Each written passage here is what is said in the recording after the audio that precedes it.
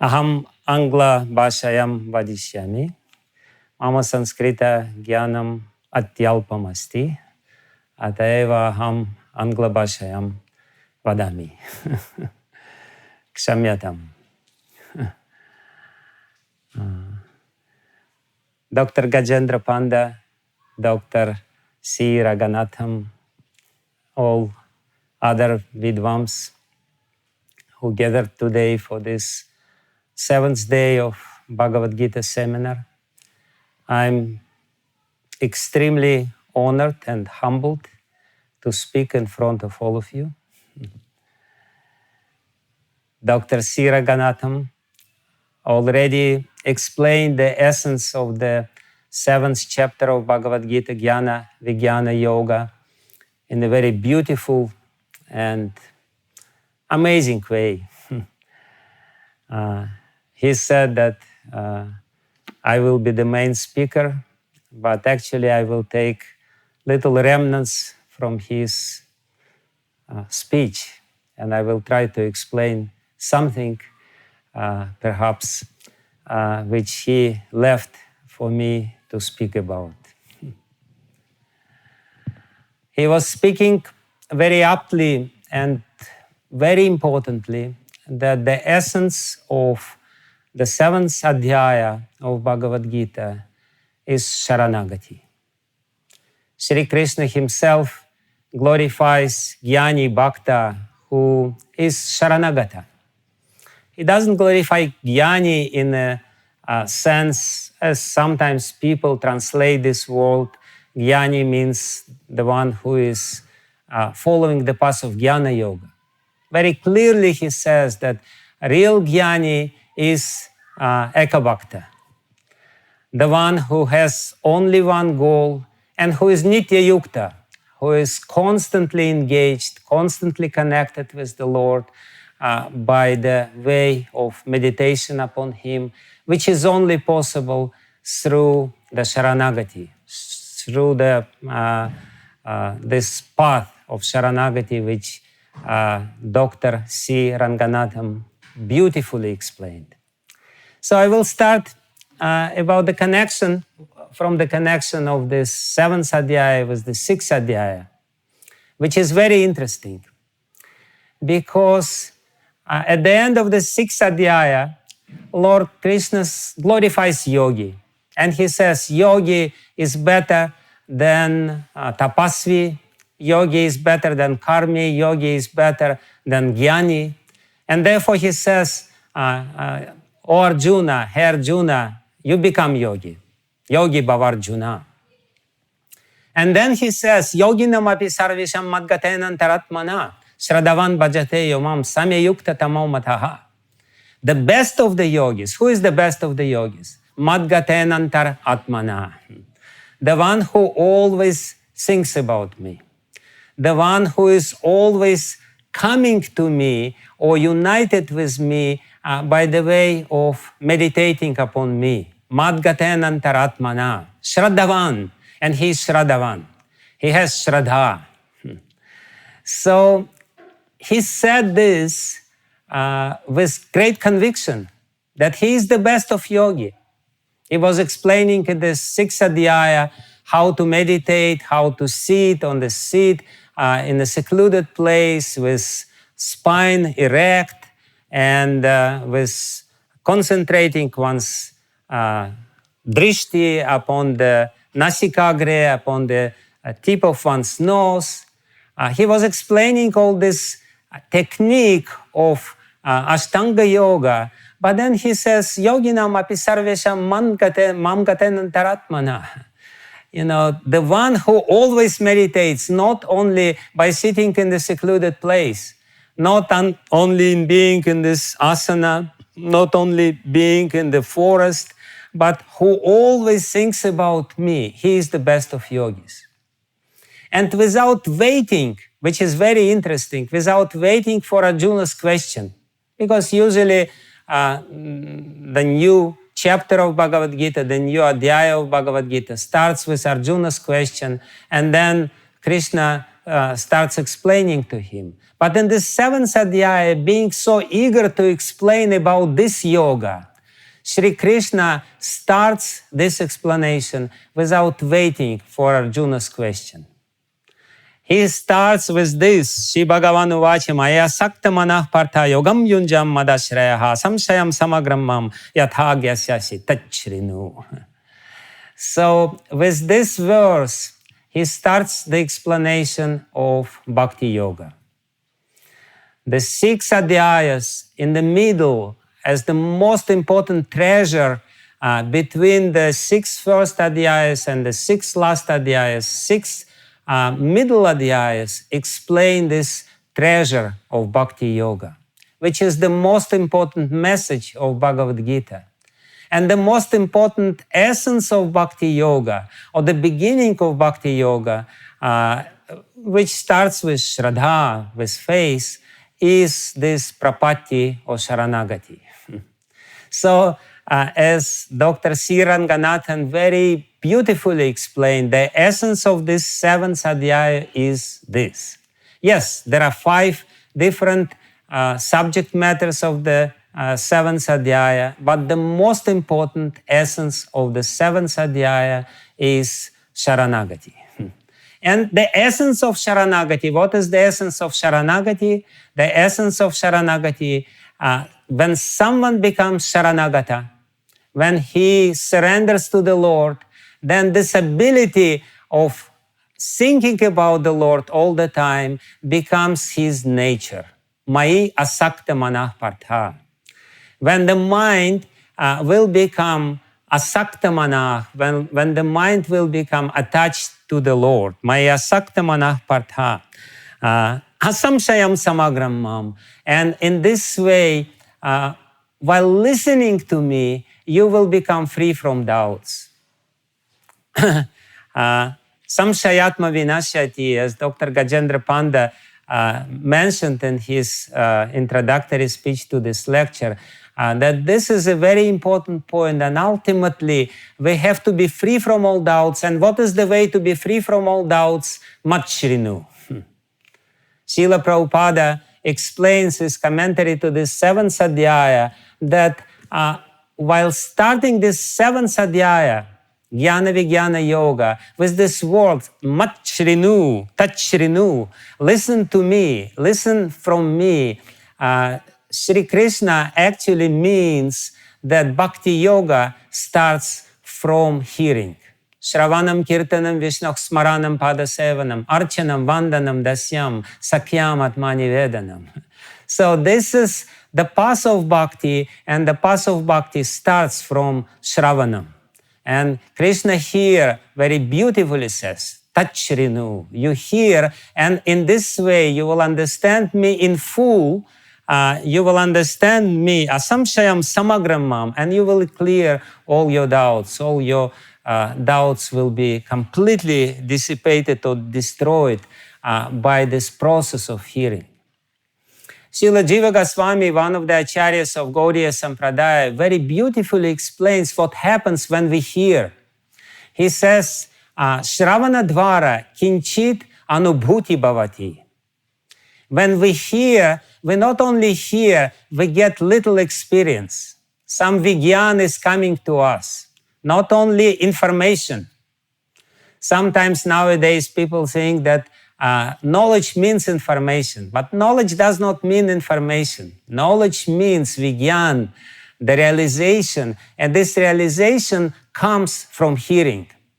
From hearing somebody who is realized and who is speaking not from his mind, but repeating the words of the acharyas, repeating faithfully the message of parampara, as Dr. C. Ranganathan very beautifully showed to us while explaining the message of Bhagavad-Gita, 7th adhyaya of Bhagavad-Gita, according to Yamunacharya and Ramanujacharya. When somebody speaks from parampara, not from the mind, not from the speculation of the mind, but from the message which is given through the chain of the cyclic succession, then Tachrinu, Jnana and Vijnana will come to the persons, to the hearer, to the listener, not only jnana, but also vijnana, kinchit anubhuti bhavati.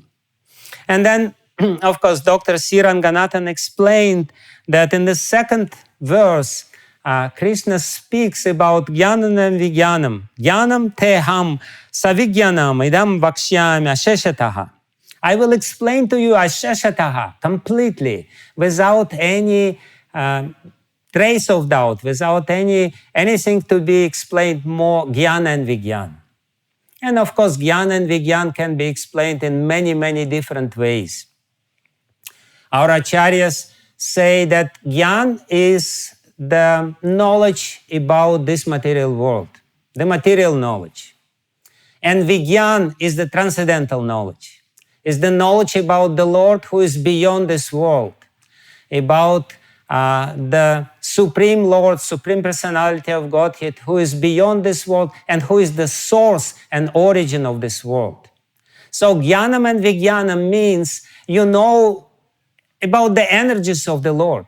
You understand that this world is nothing but the energies of the Lord, and the matter is nothing but, again, manifestation of the energy of the Lord. And by understanding this jnanam, that this is directly the energy of the Lord, you will be able to understand vijnanam.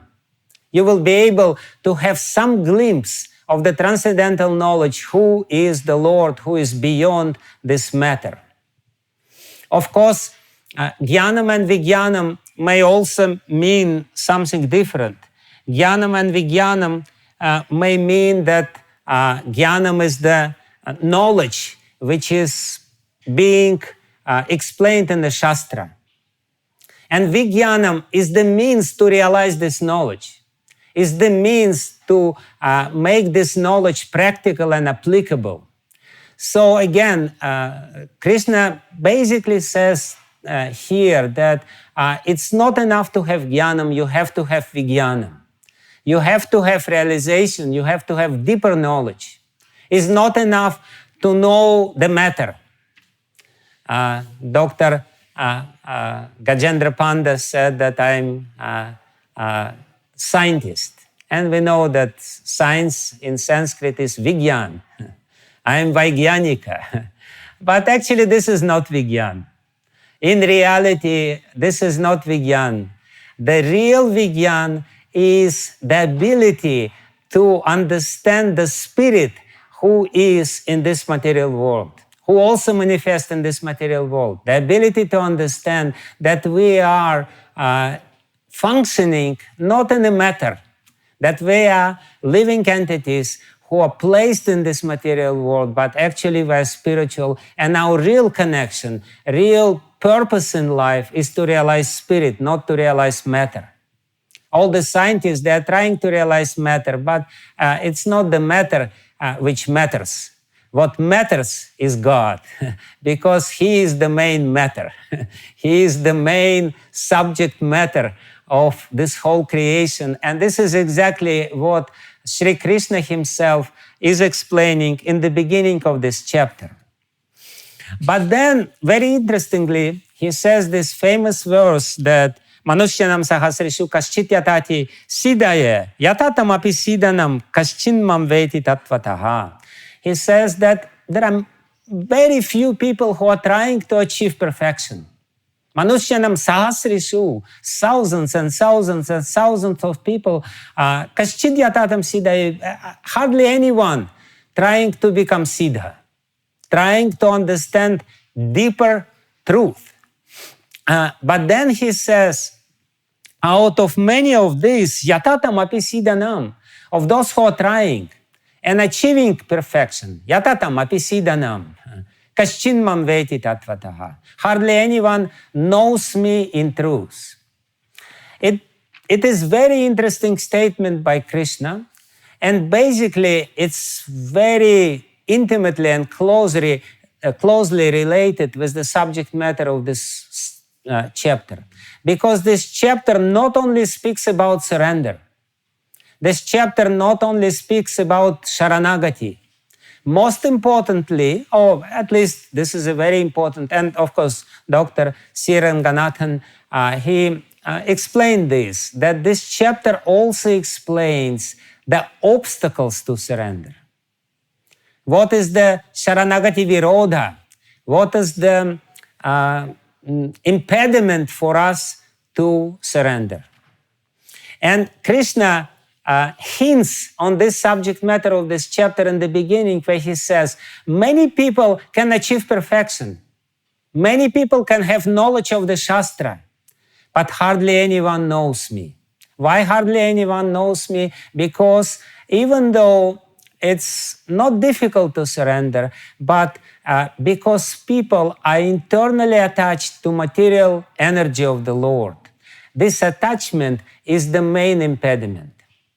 So, speaking generally, this chapter explains, first of all, repeating what Dr. C. Ranganathan has said, that this chapter explains the energies of the Lord, material energy, spiritual energy, Jiva Bhuta Mahabaho. He explains Apariyam Tastvanyam Prakritim Vidime Param. He explains the material energy in the next verse, actually, Bhumira Pona Lovayu, Kammano Buddhirevacha. He explains the origin of both material and spiritual energy, which is He Himself, the Lord. Matah Parataram Nanyat Kinchidasti Dananjaya. He will say that everything is strang on me, as the beads are strang on, or as the jewels are strang on the thread, or as the pearls are strang on the sutra, sutremani ganaiva. So he will explain this. He explains material energy, spiritual energy, jiva bhuta, yayadam darete jagat. He will explain himself as the source of this. He will explain the means how to know him.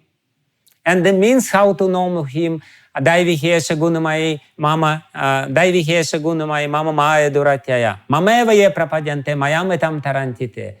That only by surrendering, Daivihesha Gunamai, Mama Maya Duratyaya, Mameva ye prapadyante. Only by surrendering to him one can achieve knowledge of him. He explains this upaya of saranagati as the means of knowledge of the Supreme Lord. But very importantly for us, he also explains what is the internal impediment for us to know the Lord. How difficult it is to know Him in truth because of our attachment to matter. And ultimately, the idea behind this is that as soon as we understand, as quickly as we understand that the Lord is the most important matter, and everything else does not matter, that as soon as we understand this, that He is the most Mahatapurna subject matter in the whole creation, we will have to turn away from the matter. And we will have to turn our consciousness to Him, Maya Sakta Manah Partha, Yogam Yunjam Manasreha. We have to take shelter of Him in yoga, in connection with Him, by thinking about Him. And the sooner we understand this, the better for us. Otherwise, we will be poor duskritina. We will try to seek pleasures in this material world and ultimately waste this rare chance of human life to understand God. So that's basically the gist or the subject matter of this chapter. And I will go verse by verse, explaining a little bit here and there what is the most important. Krishna says in the first verse, he describes the 5 main material energies. 8 main material energies. Bhumira pona lovayu, kammano buddhireva chahankara, itiyam me bhinna prakriti rashtata. This is bhinna prakriti. This is his energy, but it is separated energy. This material energy is called bhinna prakriti because it gives us the facility to separate it and to exploit this matter. The Lord is not clearly visible in this material world, and in this way He facilitates our material enjoyment. This matter is pretending that it's not connected with the Lord. Therefore, it's called Maya. Miyate anaya iti maya. What is called Maya? What is the definition of Maya? Maya is something which can be measured, which can be exploited, which can be enjoyed by the living entities. But we have to understand that it's actually his energy. He himself clearly says it, even though it is Binda Prakriti, nevertheless, it's my energy, Mama Maya. He will say about this in the 14th verse, Mama Maya Duratyaya, Daivihesha, it's divine, it's connected with me. And therefore, in the next verse, he says, but there is a higher energy. And he basically directs this statement to us. He says to us, don't degrade yourself, don't degrade your consciousness by being absorbed in matter. Your absorption in matter, when you, who belong to the higher energy, absorb your consciousness in matter, you become like matter. And this is the degradation of the consciousness.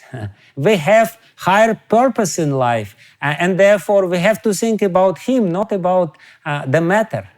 So therefore he says beautifully, apareyam etastvanyam prakritim vidime param jiva bhuta mahabaho yayadam daryate jagat.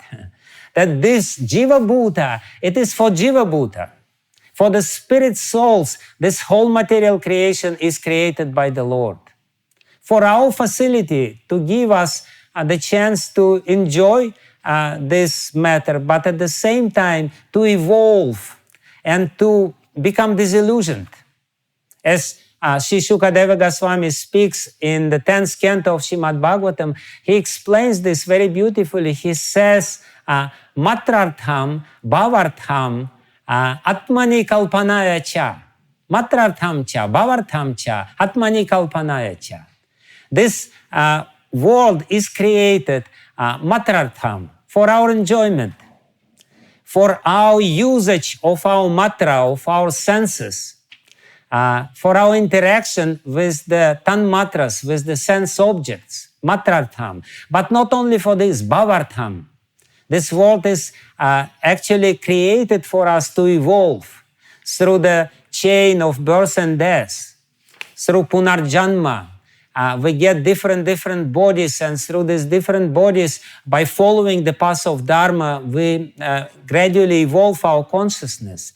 And Atmani Akalpanaya cha. And ultimately, we will have to become disillusioned in this futile attempts to enjoy in this material world, to become happy in this material world. And ultimately, we will have to surrender ourselves to God. Atmani Kalpanaya cha. By giving ourselves completely to the Supreme Lord, only we will become happy. So this is the intention, abhipraya of these verses.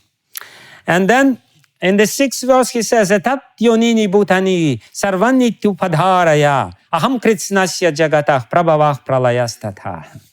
That all whatever you see is coming from me. Aham sarvasya prabhavo matah sarvam prapartate. He says, Aham kritsnasya jagatah prabhavah pralayastata.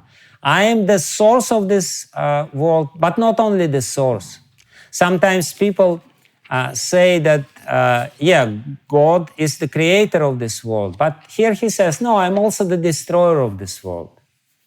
Ultimately, this material energy is my energy, and I do whatever I like with the material energy. Whenever there is a time, I create this world. Whenever there is a time, I destroy this world. But we, as the living entities, have to understand the real purpose of us being placed in this world, which is ultimately to know God. And to know God means to surrender to God. Like Dr. Siranganathan, he quoted this verse from Mundaka Upanishad, Nayamatma pravachanena labhya, that only when the Lord is pleased with us, he will reveal himself to us. So when he is pleased to us, when we surrender to him, and when we think about him and pray to him, and when we are connected with him. And therefore, he stresses this point in the next verse, one of the most important verses of Bhagavad-Gita. Matah parataram nanyat kinchidastida mai sarvamedam pratam sutre mani ganaiva. I'm invisible thread behind everything which we see in this material world. I'm behind everything which is visible. You may not see me, but know that I'm the essence of everything which you see. I'm the foundation, I'm the adhikaran of everything which is seen in this material world. And if we understand this, we will be able to always relate with the Lord. Actually, the Lord gives us the hint how to be connected with the Lord by thinking with Him, about Him. And how do we think about Him? By understanding that He is everywhere. Rasoham apsukaunteya, He will say in this next verse that I am the essence of rasa. I am the rasa, I am the taste in water. In water, apsu, I am rasa. And we're all looking for rasa. We're all looking for taste. And he will explain that he is the quintessence of everything which we see. And by understanding this, we will be able to meditate upon him. Srila Prabhupada says that actually this is the gradual way of evolution of the soul, because he says even the drunkard who is attached to wine, to the taste of wine, while drinking wine, he can think, Rasoham apsukaunteya. I am the essence of this taste which is there in water. And this is what I am enjoying. Ultimately, I am enjoying the Lord. And by thinking about Him, He will evolve. And ultimately, He will give up all these futile attempts to become happy through this wine. He will understand that why should I actually degrade myself through this activity if I can elevate myself by thinking about the Lord and remembering the Lord. So the Lord says that I am the thread behind everything. And actually what the Lord means to say is that I am the connecting power. Because if we take beads, we don't see the thread, but we see the beads. But we can know that there is a thread behind the beads because the beads are together. If the thread would not be there, the beads would not be together. They would be scattered all over the place. They would be completely lost and there will be chaos. We see everywhere there is the harmony, there is order, there is law. Why? Because Krishna is behind everything. God is behind everything. It's so simple, but still, because people are dushkritina, because people committed so many sinful activities, they cannot understand such simple truths, which Krishna explains for our benefit and for benefit of everyone who has some brain. So in the 5 verses, Krishna himself explains that he is the taste of water, he is pranavah sarva vedeshu, he is the sound om in all the Vedas, shabdah ke, I am the sound in the ether, parusham nrishu, I am the power or talent in the human being, the ability of do something, punya gandham prithivyam cha, I am the pure, unadulterated odor or smell in earth, and so on and so forth. He says, Bijam mam sarva bhutanam. It's also very important. He says, I am bija. Usually we see that little bija, little seed, when we put it in the earth, when it grows, it disappears. But Krishna says that I am eternal bija. Even though so much has come from me, so much is manifested from me, from this bija, from me, I am still intact. I am not in this. And then ultimately he says, Dharma viruddha bhuteshu kamasmi bharatarshabha. I am kama, I am the desire to enjoy in the living entities, sexual desire actually, which is not against dharma.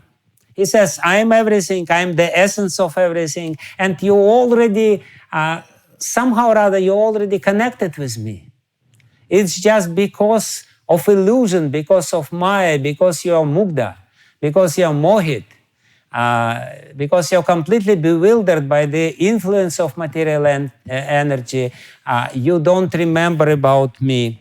And he concludes this section of the 7th chapter by saying, Yachaiva sattvika bhava rajasas tamasas chaye matta eviti tanvidhi natvaham teshu temahi. He says, everything which you see, created from these three gunas of material nature, sattva, rajas, and tamas. Everything is actually coming from me, but I am not in them. This is a very important point, that God is everywhere, but He is not there too. He is separate. His existence is separate. That's His mystical power. That's His Achintya Shakti. By His Achintya Shakti, He is within everything, but at the same time, He is beyond everything. Therefore, He is called Bhagavan. Therefore, He has this Shadaishvarya Purna. By His Shadaishvarya Purna, His transcendental qualities, which is transrational, which is not logical. It's illogical to say that somebody can be inside and outside of everything. But the Lord can do it because He has this Achintya Shakti. He is Bhagavan. Therefore, He is called Bhagavan. And therefore, it's very difficult to understand Him by our limited brain.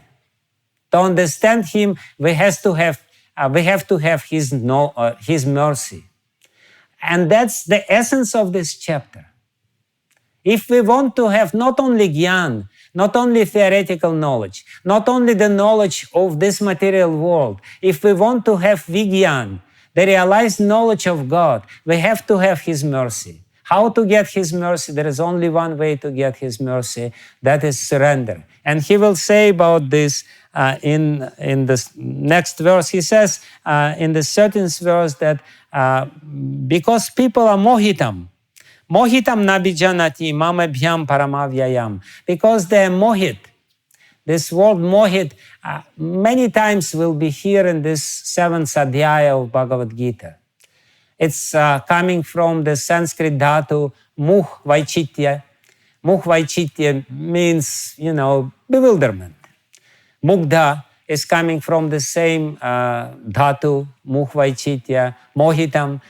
People are bewildered. Why are bewildered? Why they are bewildered? Because they are completely absorbed or connected or attached to this matter. And therefore he says, the connection between 13th and 14th verse is very interesting. He says, nobody knows me, mohitam nabhijanati mamabhyam paramavyayam. Then the natural question is how to know you. Does anyone can know you? What is the method to know you? And Krishna says this very important key verse of the 7th chapter of Bhagavad-Gita. Daivi he esha gunamai mama maya duratyaya mameva ye prapanyante mayamatam tarantite. He says this energy of mine is very difficult to overcome because it's Daivi. Daivi is coming from Div Dhatu. Div Dhatu means it's variegated, it's dazzling. It has such a strong effulgence, it completely attracts our attention. We can see so many beautiful things in this world. And Daivi means, it's basically Lila. Daivi means also, it's the Shakti, which is Krida Shakti, is the Lila Shakti of the Lord. And we are attracted to this Shakti of the Lord, and therefore, Mama Maya Duratyaya. The Lord Himself, Krishna Himself says, it's very difficult to overcome my energy because it's my energy. But because it's my energy, Mameva ye prapanyante mayamatam tarantite. Whoever will surrender unto me, I will save you.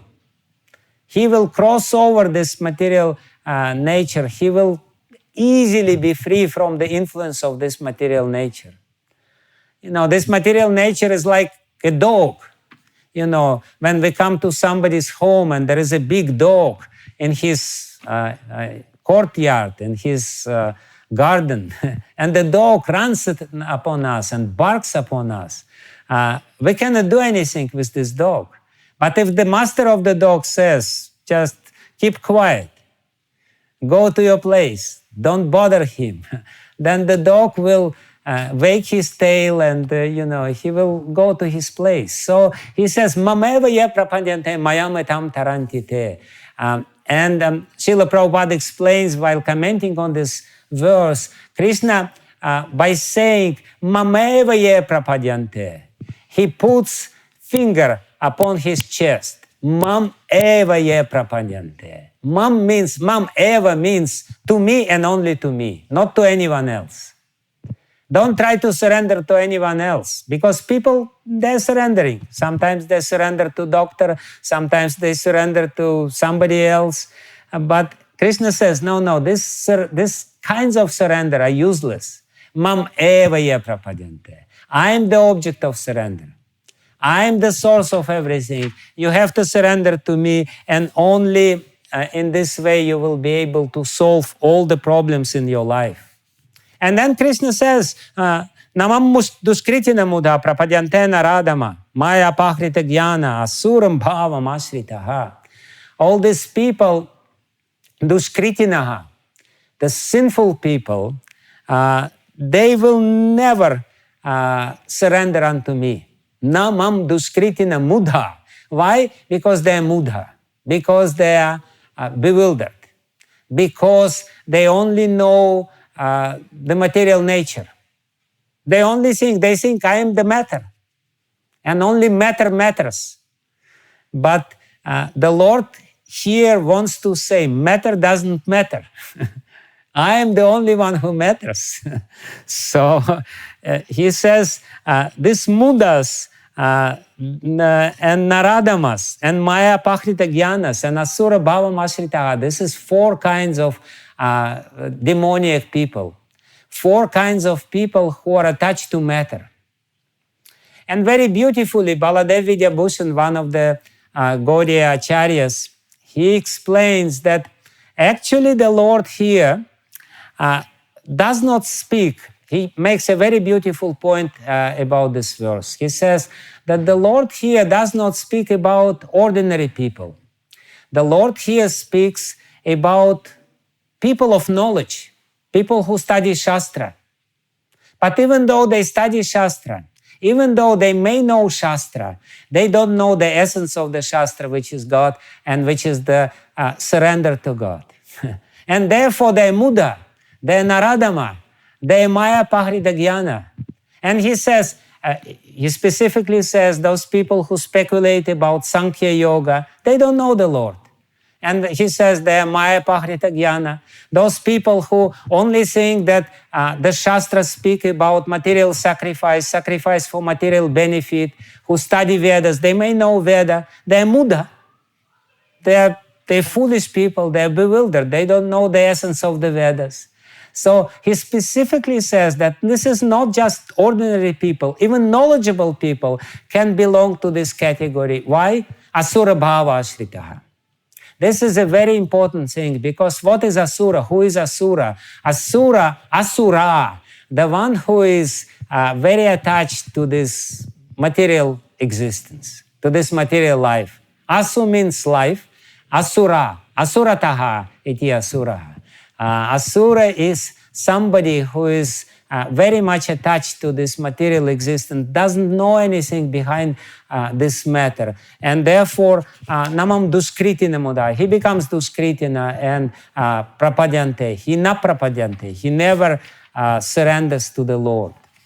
But then he says, and it's very beautiful verse which was already explained a little bit by Professor Siranganathan, Chaturvidha bhajanti mam. He says, Arto jigyasur artarthi jnani cha bharatar sarva. That there is 4 kinds of people who are sukritina, who are pious people, who are nice people, who actually sukriti. Sukriti means they know the essence of the Vedas. They also study Vedas. but they are not Duskriti. Duskriti, they may be Kriti, but they Duskriti. They study Vedas, but they don't know the essence of the Vedas because they're too attached to matter. Sukritina, they surrender to the Lord and they are arto, jigyasur, artarthi, jnanicha. The four kinds of artaha, they are in problem. Dr. Gajendra Panda is in front of us. Gajendra Moksha Adhyaya is there in Srimad Bhagavatam. So Gajendra is the example of this artaha, the one who is in trouble, the one who surrenders to the Lord. We know these beautiful prayers of Gajendra, the elephant, who is surrendering to the Lord. So this is Sukritinaha. They surrender because of the sufferings of this material world. And the Lord glorifies them. The Lord says that this is, even though the motivation may be not 100% pure, but still they're Sukritinaha. They have Sukriti, they have some brain, and therefore they surrender to the Lord. Or they Jigyasu, the sages of the forest of Naimisharanya, who are performing this sacrifice, very glorious sacrifice, and Shaunakarishi is the representative of them. They're Jigyasu. They want to know the truth, but they may not be specifically interested in the Lord in the beginning. But the point is that when they surrender, they will ultimately understand that the Lord is the essence of all the desires and only He can fulfill the desires. And Artharthi, Dhruva Maharaj is the example of Artharthi. He wanted to have kingdom which is greater than the kingdom of his father, and therefore he surrendered to God. So these three types, Artaha, Jigyasaha, and Artharthi, Jigyasaha and Artharthi, they are Sakama Bhaktas. They have some desire. They want to fulfill their desire by surrendering to the Lord. But Jnani is Nishkama Bhakta. And therefore, the Lord Himself glorifies Jnani. And ultimately, when He says Jnani, He means Bhakta. This is the most important understanding, because He says, Tesham Jnani Nitya Yukta. He is Nitya Yukta. He is always engaged in serving me. He is always connected with me by thinking about me. Eka Bhaktir Vishishyate. That's his Vishesh. His Vishesh, his specialty is Eka Bhakti. Only one goal he has. He doesn't have many other goals. And therefore the Lord glorifies this Jnani because he is one-pointed. His chitta is ekagrata chitta.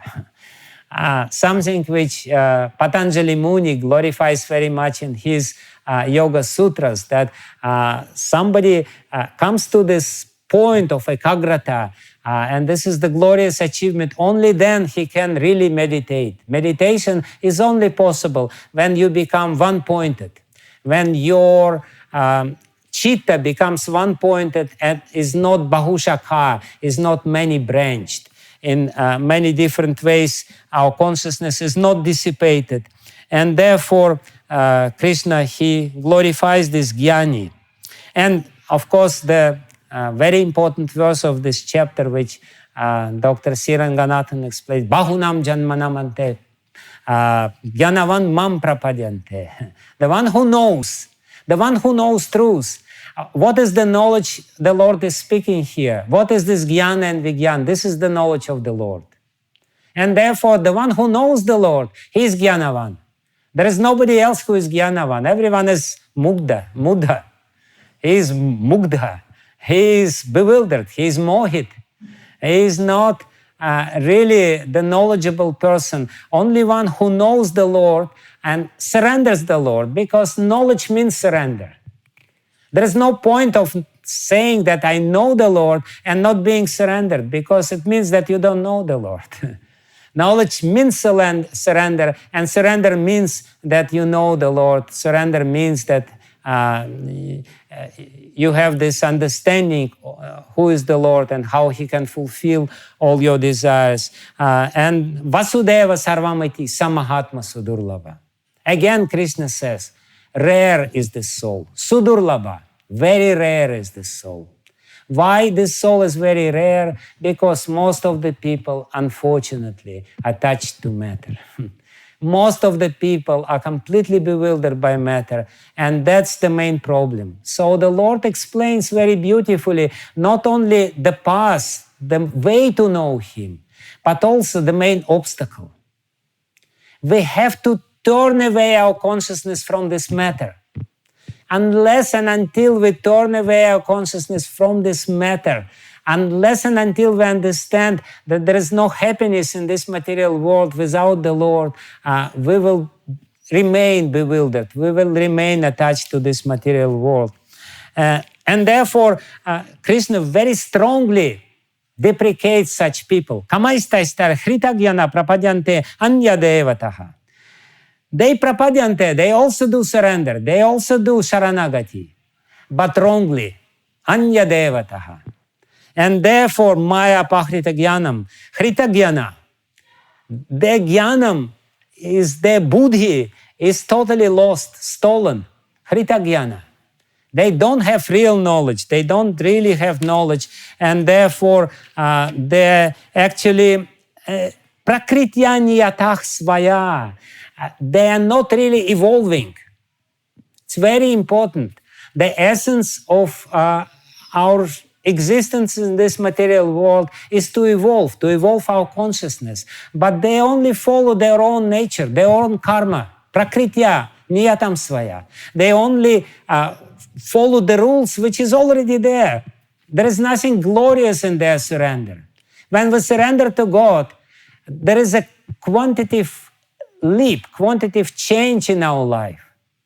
Like myself, I was born in the family of atheists. My mother was atheist, my father was atheist, my grandmother was atheist, my grandfather was atheist. They were all scientists.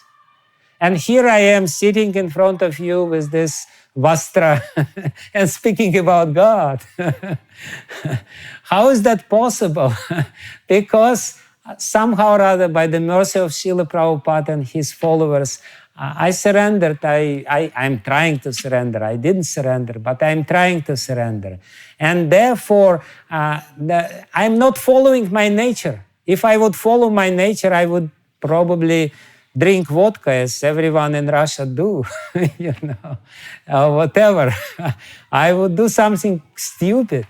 But I'm not doing this. I'm only eating prasadam and I'm chanting Hare Krishna, chanting the names of God, chanting mantras, studying Bhagavad-Gita, studying Srimad Bhagavatam, studying Mahabharata day in and day out.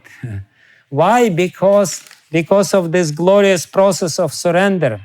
And therefore, Krishna, in the next few verses, he says that ultimately, even those people who worship others, they don't get anything, and even that's me, Paramatma within their heart, who helps them to worship these other gods.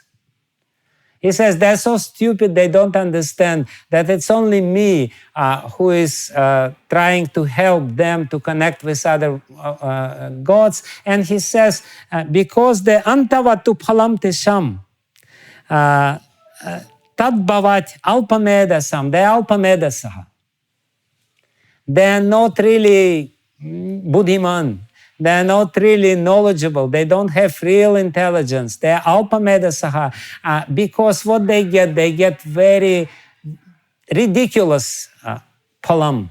Antavatu phalam tesham. It's temporary. Very soon it will be finished. Nothing can be remain because they are only eager to get this material fruits, and therefore they're stupid, as the Lord himself says. And then very important verse, the 24th verse, we are coming to the end of this chapter. Just a few more minutes, Professor. So he says, very important verse, avyaktam vyaktim apannam manyate mama budayaha param bhavam ajananto mamma vyayam anuttamam. He says that abhudayaha, this not intelligent people, the people who don't have enough buddhi, enough intelligence, they think that from avyaktam, vyaktim comes. I am vyakta, I am in front of you, I have form, I am Krishna. But the people saying that I have come from avyaktam. And he says, this is foolish idea. Even Madhusudana Saraswati, the glorious, and very significant representative of this Advaita path, commenting on this verse, he glorifies Krishna and he says, Krishna is who is so foolish to say that he is the just material entity? He says he is God. He is Vyakta. He is in front of us. He has certain form. He didn't come from Avyakta. He didn't come from impersonal Brahman. He is God himself. So that's a very important verse where Krishna says that this is again impediment on the path of surrender.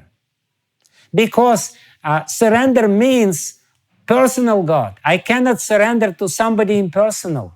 How can I surrender to somebody impersonal? What is the point of surrendering to somebody impersonal? Can I surrender to air? Air is impersonal. Can I surrender to water? What is the meaning of surrendering to water, to surrendering to air, to surrendering to somebody impersonal? Surrender means I subjugate my limited will power to the higher power. I become adhinata. I become surrendered. I follow what he wants me to do. I don't do what I want to do or what I like to do. I do what he wants to do. But if he is impersonal, how I can surrender to him? And then Krishna says, few more verses, Naham prakashak sarvasya yogamaya samavritaha muddayam nabijanati lokamam ajamavyayam. People don't know me because I'm covered by this yoga maya. This yoga maya, this spiritual energy of mine is covering me. Like in Ishopanishad, it also says that please remove this dazzling covering, which is the hindrance for me to see your face to face. And Krishna says, Naham prakashak sarvasya yoga maya samavritaha. I'm covered from them. I'm not visible to them. And therefore, Vedaham, but I know everything. Vedaham samatita ni vartamana ni charjuna, bhavishyani chabutani, mam tu vedana kaschana. Nobody knows me, I know everything. I am not in Maya. All these people, they are covered by this yoga Maya.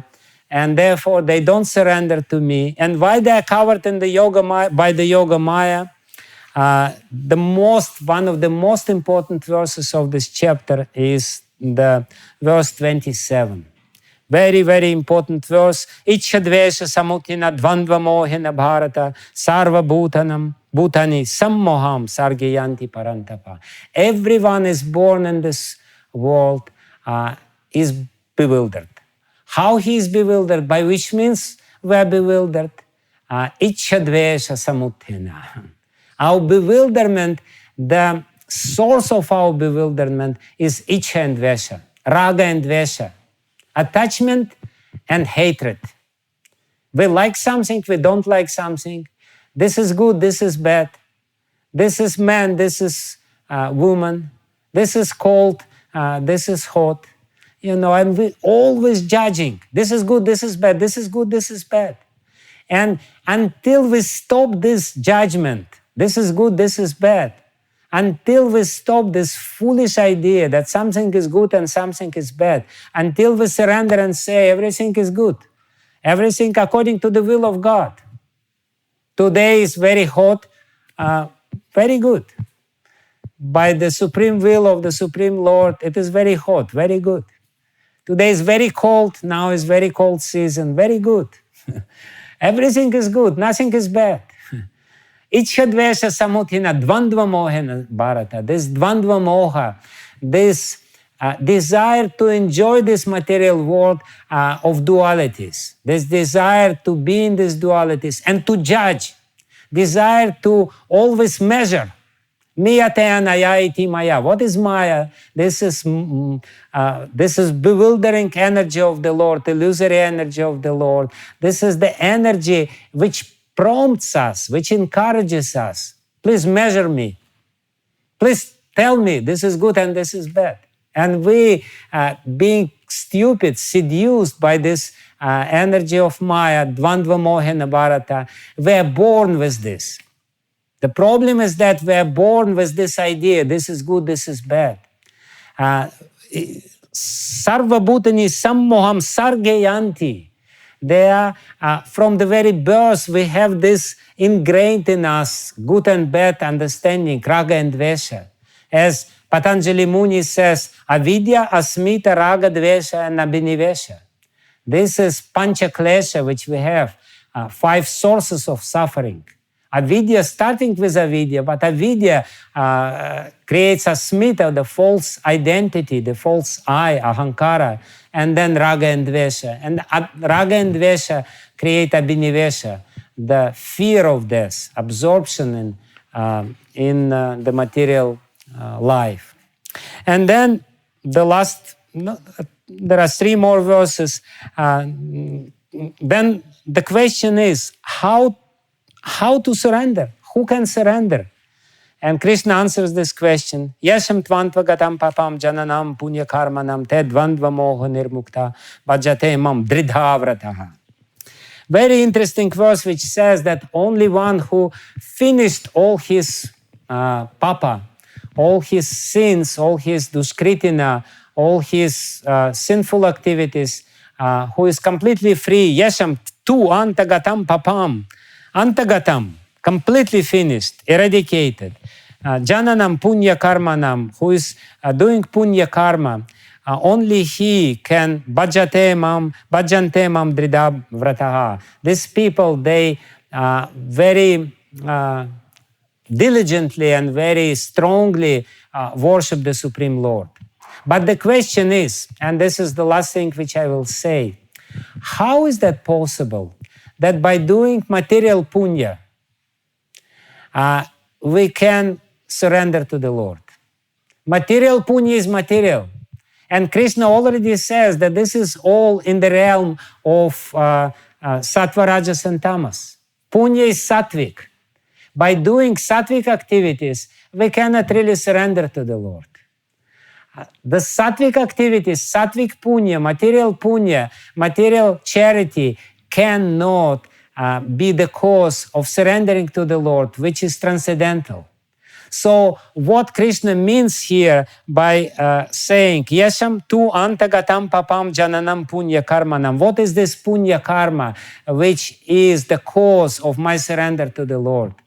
And our acharyas, Srila Prabhupada, Baladev Vidyabhushan, Vishwanath Chakravarti Thakur, they explain this point very beautifully. They say this punya karmanam is sadhu sangha, is the association with bhaktas.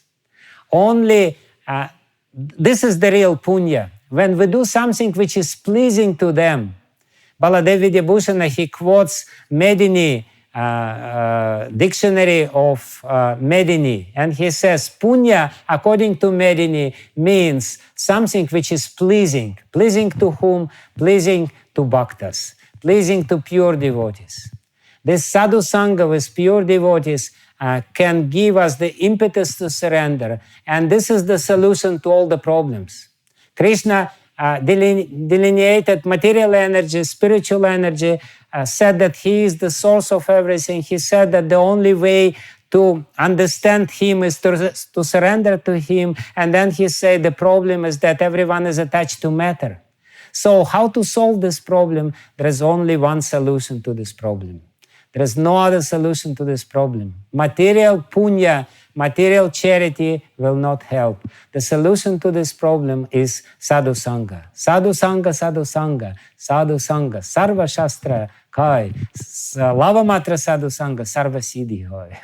Just lava matra, just very, very short association with sadhus, with those devotees who completely concentrated their consciousness upon the Supreme Lord, can purify our consciousness. And if we do something which is pleasing to them, they will give us their mercy, their grace, and by their grace we will be able to surrender to the Supreme Lord, and our problem will be solved. So Baladev Vidyabhushan, while finishing this chapter, he says, ultimately this chapter is about how to surrender to the Lord. And it speaks about 4 kinds of people who ultimately surrender to the Lord, glorifying the devotee who is jnani, who knows the Lord in reality.